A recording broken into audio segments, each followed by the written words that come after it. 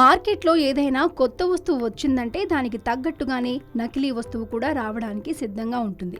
కొన్నిసార్లు ఏది అసలైన వస్తువో ఏది నకిలీ వస్తువో తెలుసుకోవడం చాలా కష్టంగా ఉంటుంది. స్మార్ట్ ప్రపంచంలోనైతే ఈ సమస్య మరింత తీవ్రంగా ఉంటుంది. అయితే చిన్న ట్రిక్స్ పాటిస్తే అసలు ఏదో నకిలీ ఏదో ఇట్టే కనిపెట్టేయొచ్చు. అయితే కొన్ని నకిలీ యాప్స్ ద్వారా వైరస్ ను వ్యాపింపచేసి సమాచారాన్ని తస్కరించే ప్రయత్నాలు జరుగుతుంటాయి. అయితే చిన్న చిన్న చిట్కాలు పాటిస్తే నకిలీ యాప్స్ ను ఇట్టే గుర్తించే అవకాశం ఉంది.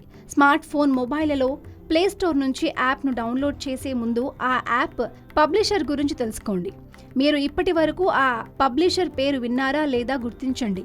ఇందుకు గూగుల్లో సెర్చ్ చేసిన సమాచారం మనకు ఇట్టే లభ్యమవుతుంది. జెన్యూన్ కంపెనీకి సంబంధించిన యాప్ అయినట్లు గుర్తించాకే దాన్ని డౌన్లోడ్ చేసుకోవాలి. ఏదైనా కొత్త యాప్ గురించి తెలుసుకోవాలంటే అది కొత్తదా లేక పాతదా మొదటగా గుర్తించాల్సి ఉంటుంది. ఇందుకు సదరు యాప్ పేరుతో గూగుల్లో సెర్చ్ చేయాల్సి ఉంటుంది.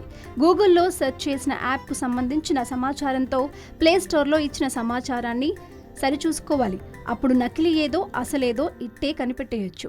ఇప్పుడు జెన్యూన్గా ఉన్న యాప్ను డౌన్లోడ్ చేసుకుని వినియోగిస్తే సరిపోతుంది.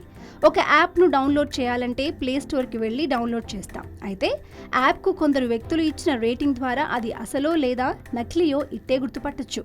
సదరు యాప్ కింద భాగంలో కొందరు యూజర్స్ యాప్కి సంబంధించిన రేటింగ్ను ఇస్తుంటారు. రివ్యూస్లో ఇచ్చిన సమాచారంతో యాప్ నకిలీయో లేదా ఒరిజినలో గుర్తుపట్టేయచ్చు. ఒరిజినల్ యాప్స్కి సంబంధించి ఖచ్చితంగా ఓ వీడియోను అప్లోడ్ చేస్తారు. ఆ యాప్లో ఏముంది, దాని వినియోగం ఎలా అన్న అంశాలను జోడిస్తూ వీడియోను ట్రైలర్ మాదిరిగా రూపొందించి ప్లే స్టోర్లో అప్లోడ్ చేస్తుంటారు. అయితే సదరు వీడియోలను చూసి నకిలీయా అసలా అన్నది ఇట్టే కనిపెట్టేయచ్చు.